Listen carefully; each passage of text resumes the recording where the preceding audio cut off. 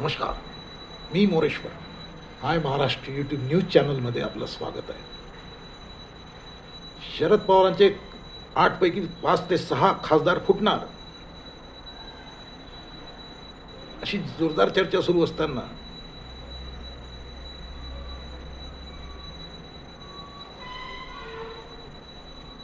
राष्ट्रवादी आणि ते सुनित्रा पवार गट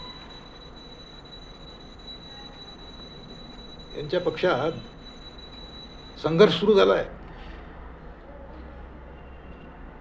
म्हणजे एकीकडे सुनित्रा पवार, पार्थ पवार आणि मराठा आमदार, आणि दुसरीकडे प्रफुल्ल पटेल, सुनील तटकरे आणि ओबीसी नेते,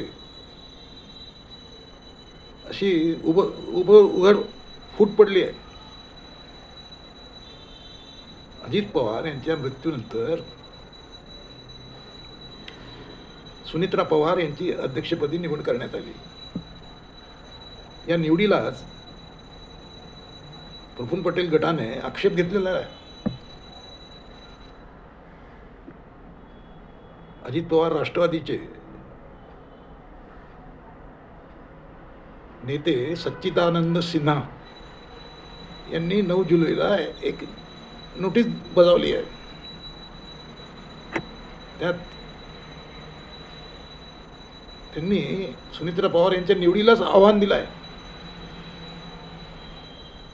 26 फेब्रुवारी रोजी झालेल्या निवडणुकीत सुनित्रा पवार यांची अध्यक्ष म्हणून निवड झाली होती.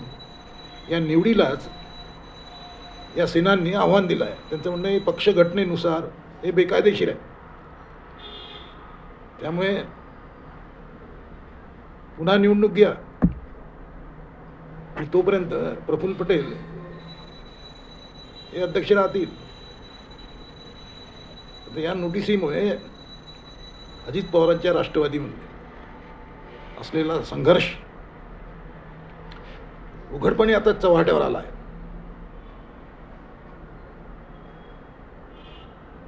म्हणजे सध्या सारे पक्ष जे आहेत हे फुटीचं मोठं आव्हान घेऊन जगतायत. शरद पवारांचा पक्ष ऑक्सिजनवर आहे. शरद पवार केव्हाही NDA सोबत जाऊ शकतात, भाजपसोबत जाऊ शकतात. आता अजित पवारांचा राष्ट्रवादी गट हा तर NDA सोबत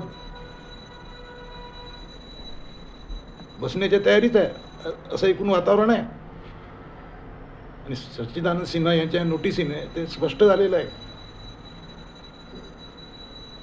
सुनित्रा पवार अध्यक्ष म्हणून या लोकांना मान्य नाहीत.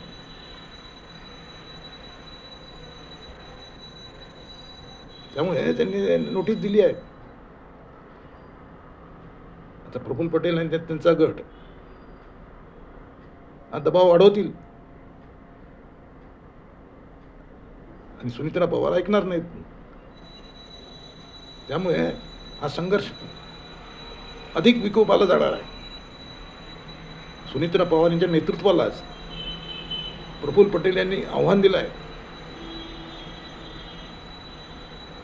हा वर्चस्वाचा संघर्ष आहे की अजित पवारांनंतर उरलेल्या राष्ट्रवादीमध्ये कुणाचा ताबा असेल, प्रफुल्ल पटेल की सुनित्रा पवार. वर्चस्वाचा संघर्ष आहे. त्यामुळे सुनित्रा पवार यांच्या अध्यक्षपदाला धोका निर्माण झाला आहे. प्रफुल्ल पटेल यांचा सुरुवातीपासून आग्रह आहे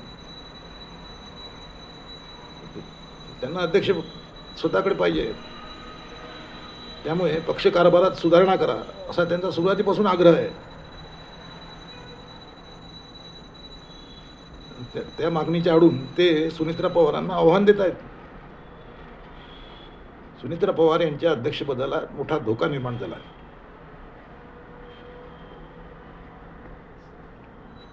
प्रफुल्ल पटेल यांचा भाजपसोबत सॉफ्ट कॉर्नर आहे. आता पुढं काय होणार ठरलेलं आहे. सुनीत्रा पवारांचा जो राष्ट्रवादी आहे तो फुटणार. प्रफुल्ल पटेल तो फोडणार. प्रफुल्ल पटेल, सुनील तटकरे आणि त्यांच्यासोबत ओबीसी आमदार आहेत. हे लोक जो अजित पवारांचा पक्ष जो आहे तो फोडणार आणि ते निवडणूक आयोगाकडे मोठी संघर्ष चालणार, तो बरंच चालणार. ते तसंही पाहिलं तर राष्ट्रवादीला आता भवितव्य राहिलेलं नाही. काही मोजक्या नेत्यांच्या हातात तो पक्ष गेला आहे. सुनीत्रा पवार यांना मर्यादा आहेत. अजितदादांची ज्या पद्धतीची काम करण्याची पद्धती होती ती एकदम वेगळी होती. सुनीत्रा पवारांना तेवढं जमलेलं नाही. ते त्यांनी पार्थ पवार हे आपल्या मुलाकडे दिलेले आहे. पदाधिकाऱ्यांच्या नेमणुका वगैरे पार्थ पवार करतायत. तर पार्थ पवारांना राजकारणात किती इंटरेस्ट आहे आणि पैशामध्ये किती इंटरेस्ट आहे हाही वादाचा विषय आहे. त्यामुळे सर्व अवघड आहे. प्रफुल्ल पटेल पक्ष फोडतील. ते पक्ष फोडतील. ते आमचाच पक्ष, आमचाच अध्यक्ष व्यवस्थित आहे असा दावा करतील. त्यातून पुढं काय मार्ग निघतो ते पाहायचं. परंतु आता हे भांडण विकोपाला गेलेलं आहे.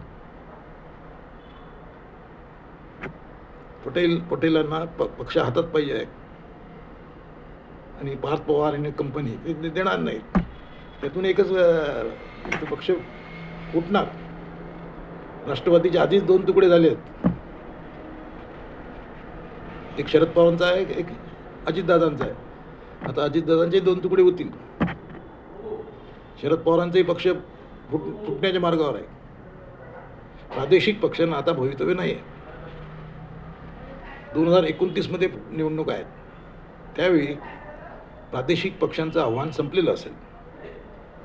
भाजप विरुद्ध काँग्रेस अशाच लढाया होतील. आता